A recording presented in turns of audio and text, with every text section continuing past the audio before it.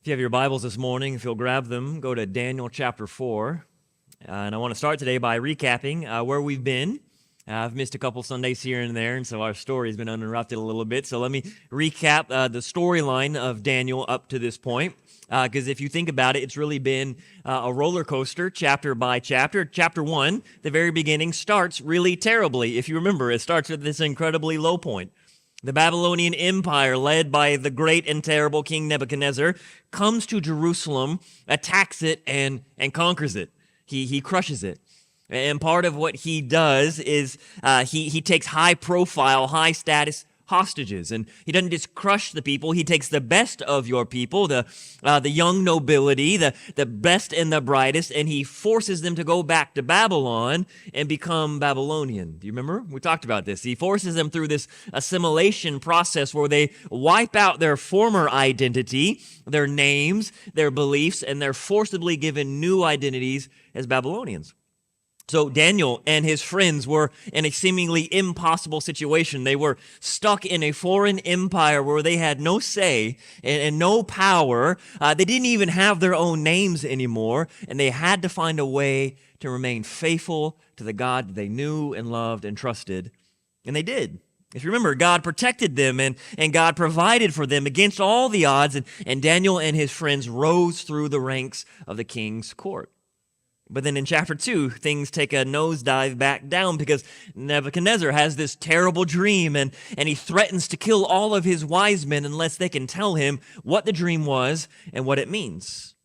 And so, as you remember, Nebuchadnezzar brings in Daniel and his friends, and he's going to kill them too because they're considered wise men. But things turn back around for Daniel because God shows up.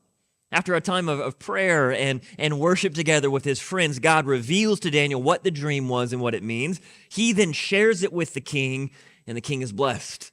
And the king in return blesses God and then blesses Daniel and his friends. So things are looking up again, but not for long. We get to chapter 3. And the king decides to build a giant statue proclaiming his own glory and the glory of his kingdom. And he forces everyone to literally bow down and worship the statue, because if you don't, I'll kill you. I'll kill you in this gruesome, horrible way. I'm going to burn you alive in this fiery furnace. So you remember Daniel's friends, Shadrach, Meshach, and Abednego, they refuse. They can't go through with something like that because their heart and their worship, their allegiance belongs to the one true God, and come what may, they're not going to waver. And Nebuchadnezzar is not impressed by this. He's enraged by this. And he goes to throw them in the fire, but who do they meet there in the fire? God. And instead of saving them from the fire, God saves them through the fire, and he uses their bold and their courageous faithfulness to be a powerful witness to everyone, including the king. So chapter 3 ends again on this incredible high note where the king praises God and he blesses God's people. So what can we say about the storyline of Daniel through these first 3 chapters? On the one hand, we can see just how fickle and unstable and ultimately empty that worldly power and influence can be. So God's people need to know that they shouldn't put their trust and their faith and their hope in those things. But on the other hand, we can see how faithfulness to God always matters. And it is always the right cause, the right call for our lives, not because we're so great and we're trying so hard, but because God is so great and so good. He is sure, he is stable, and he is worthy of our trust no matter what. Now, Daniel chapter 4, as we turn our attention here, we're going to see this really intriguing shift in the storytelling. So even though Daniel, who was absent in chapter 3, shows back up here in chapter 4, he's not the one telling the story.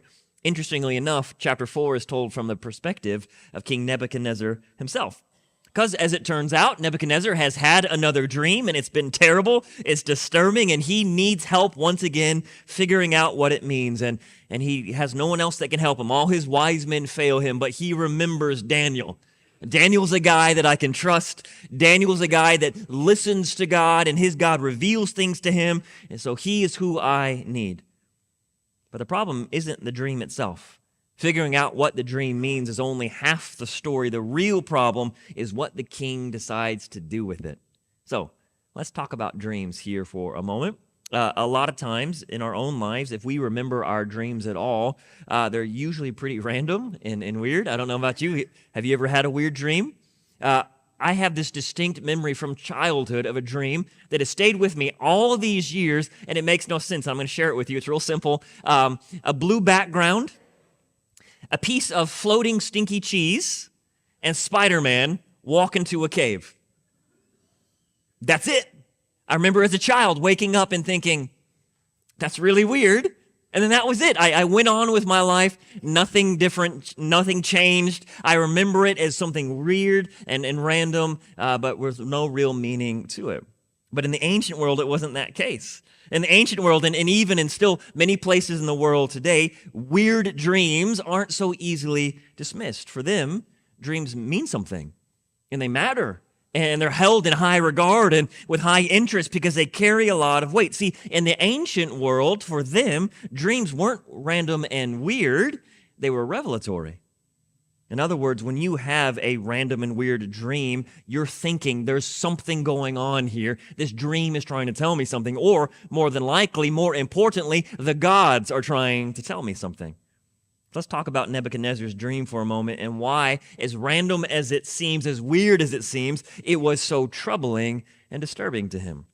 According to verses 4 and 5, and you can look there, Nebuchadnezzar was minding his own business. He was enjoying his life of ease and prosperity, which one does when you're the most powerful and wealthy man in existence.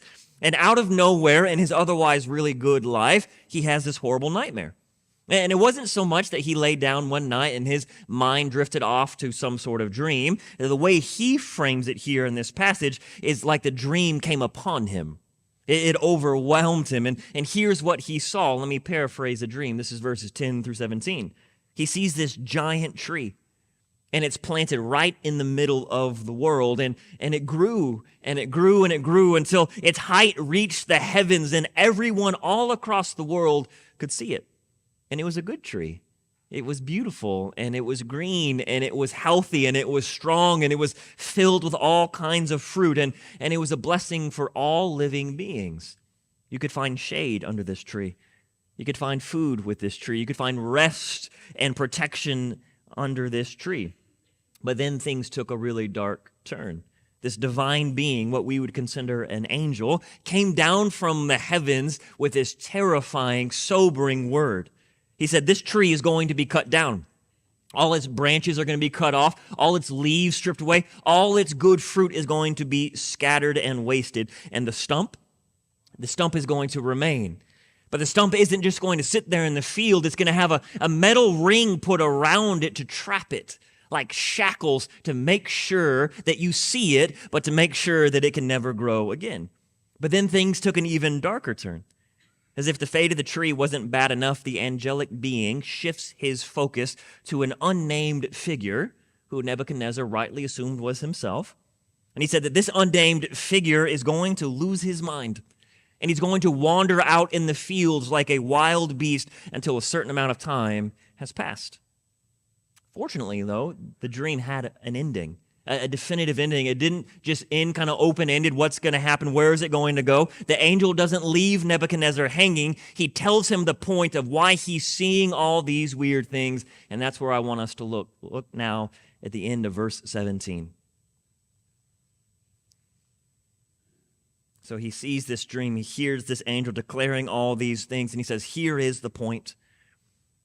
So that the living might know that the Most High rules the kingdom of men and gives it to whom he will and sets over it the lowliest of men. So what do we have here?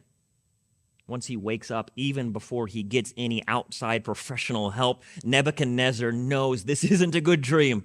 That this doesn't bode well for me. This is ominous and problematic. And he can tell it's not just that his kingdom is going to come to a tragic end. It's that he himself is going to come to a particularly tragic end with it. So it's no wonder he's disturbed. It's no wonder, once again, that he's terrified. And when none of his wise men can help him, when none of his professionals that he pays such a good wage to explain his dreams can explain his dream, he turns to Daniel, because he remembers Daniel has a special way with dreams. But here's the thing. When Daniel shows up, he doesn't want to talk about the dream. Daniel shows up, he hears what the dream is about, and he himself is bothered by it. He's disturbed, and he's worried, and he's burdened, verse 19 says, and he's hesitant to explain it to the king because Daniel already knows that it's a word of judgment. But Nebuchadnezzar says, no, I need you to tell me. Don't worry about it. Just tell me what's going on. And so Daniel says, okay, fine. You're right. It's as bad as you thought it was and actually worse. See, the tree doesn't just represent your great kingdom. It represents you.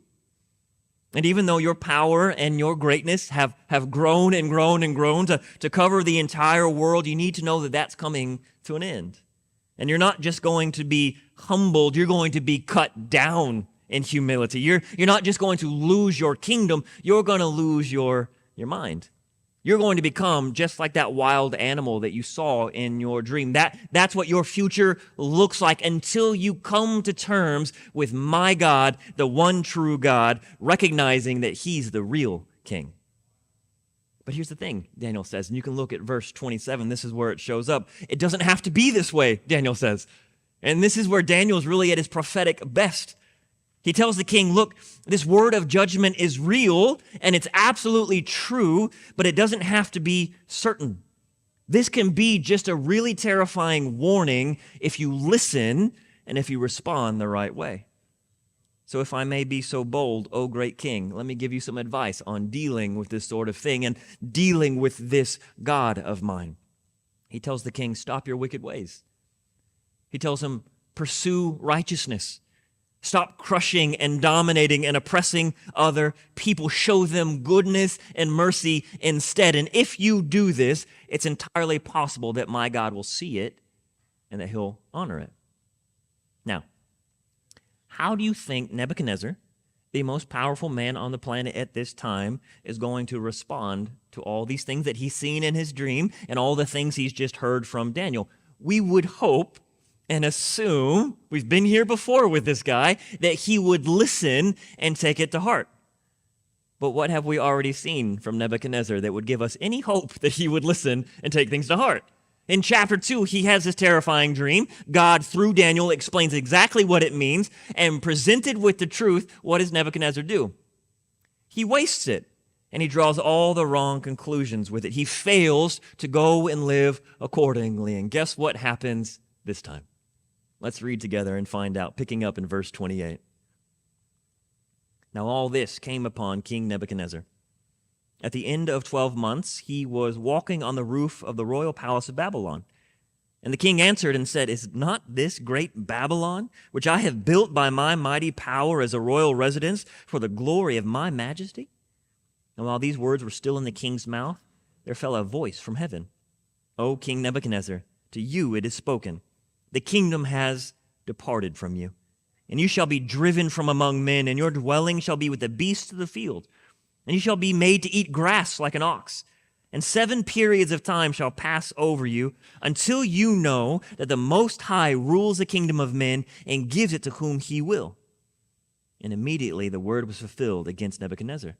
He was driven out from among men, and he ate grass like an ox, and his body was wet with the dew of the heavens, and his hair grew as long as eagle's feathers, and his nails were like birds' claws. So, what happened? Verse 29 says, an entire year goes by, which was more than enough time for the king to calm down and to forget about his nightmare and to forget about God's word of judgment. Side note, but I promise it connects. Do you remember the movie, I think it was late 90s, early 2000s, Titanic? You ever seen Titanic? Okay, Leo DiCaprio's character Jack, there's this scene where he's standing at the front of the ship and he takes in the incredible view and he puts his arms out wide, and what does he yell? I'm king of the world, right? Okay, you remember that scene?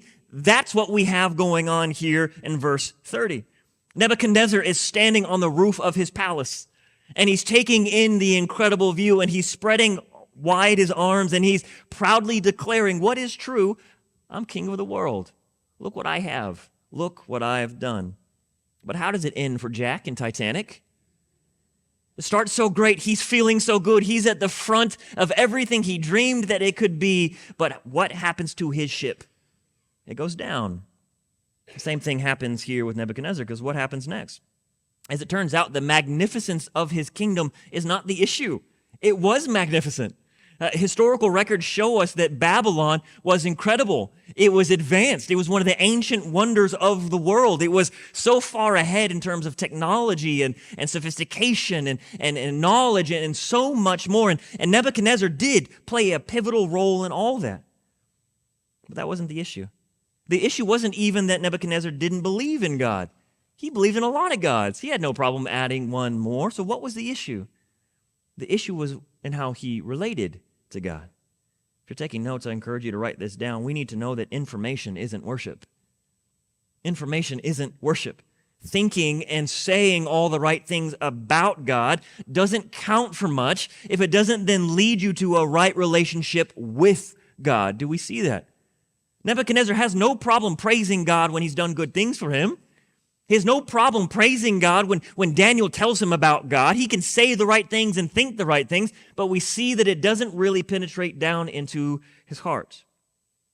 See, real worship requires humility and trust and obedience, not on your terms, on God's terms. And Nebuchadnezzar missed it. He missed it. He'd been given it to him. He had been told directly, and he still missed it. So just as he had been told, just as he had been warned, Nebuchadnezzar was radically humbled. He was taken literally from the highest place a human being can get, at the top of the world, king of the world, and he was brought low, not just to normal people standing, not just to poor people standing. He's brought lower than human standing, subhuman, to become like a beast of the field, from the top of the world to a beast in the field. How's that for the king of the world? Now, scholars are divided over what exactly 7 periods of time means, but that doesn't need to bother us this morning. What matters is that Nebuchadnezzar was going to stay that way. He was going to stay in that humbled position for as long as it took for the point to finally break through. And it did. Let's continue reading, 34 through 37. And at the end of those days, I, Nebuchadnezzar, lifted my eyes to heaven, and my reason returned to me. And I blessed the Most High, and I praised and I honored him who lives forever. For his dominion is an everlasting dominion, and his kingdom endures from generation to generation. All the inhabitants of the earth are accounted as nothing. He does according to his will among the host of heaven and among the inhabitants of the earth. And none can stay his hand or say to him, "What have you done?"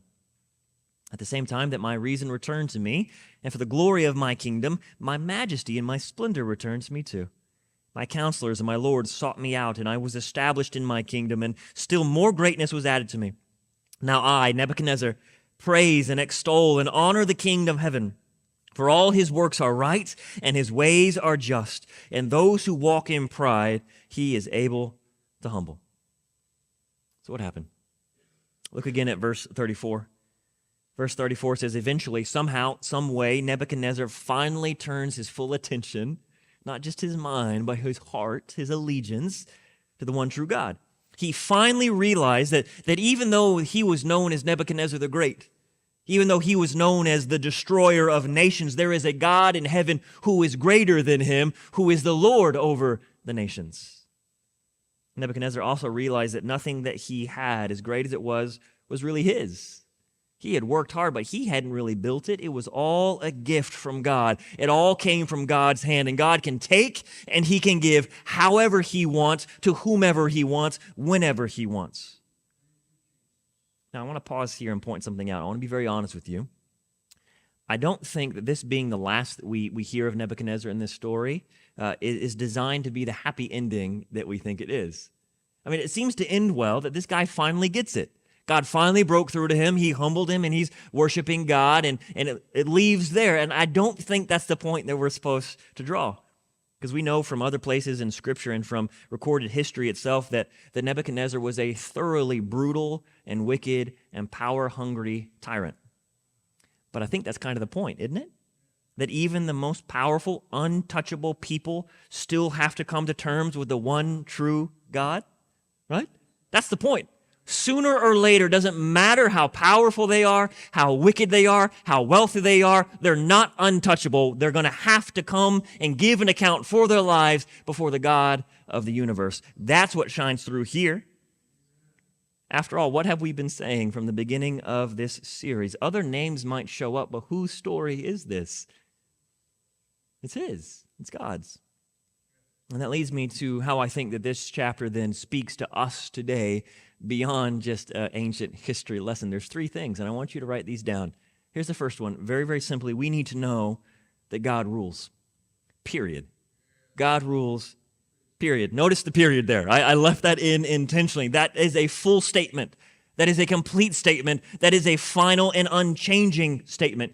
God rules.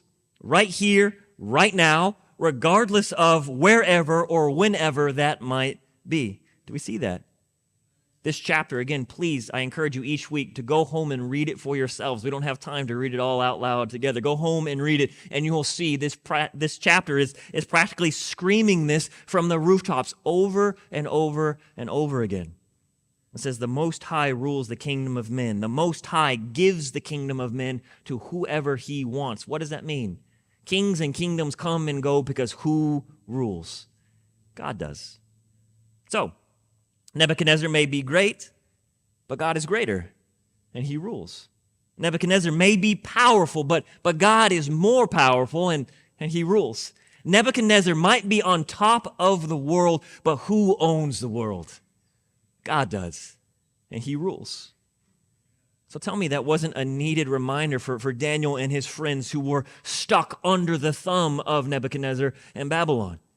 And tell me this isn't a needed reminder for us and all that we face in our world today. So look, it doesn't matter how things look in the moment. It doesn't matter if things are going our way or not. It doesn't even matter if we can see or understand what God is up to. We can know that our God rules, period. He is in charge. He is in control. He is driving history forward, and he will ultimately have his way. And that leads me to the next point, because it doesn't mean that we're off the hook. If you're still taking notes, write this down. God rules, but righteousness still matters. Welcome to Discipleship 101. God is sovereign, but we are still responsible for how we live our lives in response. In other words, God's sovereignty, God's power, God's control doesn't give us a pass to be passive. God's sovereignty doesn't make holiness unnecessary. God's sovereignty doesn't release us from our own faithful obedience in response. Matter of fact, as we have already seen throughout this story, God's great faithfulness is what makes our faithfulness meaningful and possible. So to put it a different way, our righteousness matters because God rules. Our righteousness matters because God rules. He is already determined. He has already declared what is good and right and true. God has already shown us the way to live life, and he's called us then to live accordingly. And no amount of worldly pressure or persecution or temptation can undo that. Think about it. At no point was Daniel or his friends free to just do whatever they want. We talked about this. They weren't just to throw up their hands. I mean, it's impossible. The Babylonians are too strong. Really, the only way forward here in Babylon is to do what they say and to look like them and act like them, and then maybe things will turn out for us. There was never room for that kind of excuse. They were always called to be faithful. That never changes. The big battle for them was, even though they were stuck in Babylon, they didn't need to let Babylon get stuck in them. And the same is true for us today. The fact that God is in control does not release us from living holy and faithful lives. The fact that God is on the throne does not excuse us from seeking first his kingdom in all that we do. And that leads me to the final point today. If you're still taking notes, one last thing to write down. Don't for a moment think that you're not Nebuchadnezzar. Don't think that you're not Nebuchadnezzar. See, I think there are two really easy errors that we fall into when it comes to Daniel 4. The first one, the most common one, I think, is that we keep it at arm's length, and we act like this is just a good Bible story with a good moral at the end. This happened. We believe it happened, but it happened a long time ago to someone else, somewhere far away, and we keep it at arm's length. What a wonderful story. That's great. God rules, and we move along. I think the other error that we fall into is we try to weaponize what we have here in chapter 4, and we hope that maybe God will do the same thing that he did to Nebuchadnezzar to our political enemies. The presidential election doesn't turn out the way you want, maybe God will make them go crazy and send them out into the field. That's not what this is saying. Hear me. That's not what this is saying today. The truth here is that God is doing more than just making an extreme example out of Nebuchadnezzar. God is speaking to us today, too. God is warning us today, too. So we may never be in Nebuchadnezzar's position as a king, but his final position still applies to us. What did he say again at the very end of verse 37? All those who walk in pride, what? God is able to humble. What's the implied meaning there? Not just that he can humble the proud, that he will humble the proud. So don't push this off on someone else, your enemies, your Nebuchadnezzars. Hear God's word to you today and be humble. So be warned. Wake up.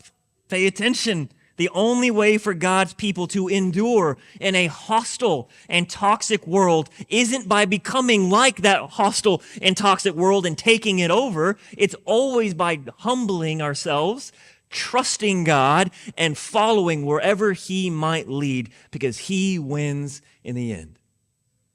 So let me close with this today. If you think about it, so much of this story is really dark, especially from the perspective of Daniel and his friends. I mean, it's grim, and it's gritty, and it's exhausting, and it's unpredictable. And every time they get out of a bad situation, they find themselves in a new and different and worse situation. Just wait, it's going to get worse, and it's going to get a whole lot weirder. But also for us today, I think it's really easy for us to get burned out on this story and disconnect from it because it doesn't give us the neat and clean answers that we want it to.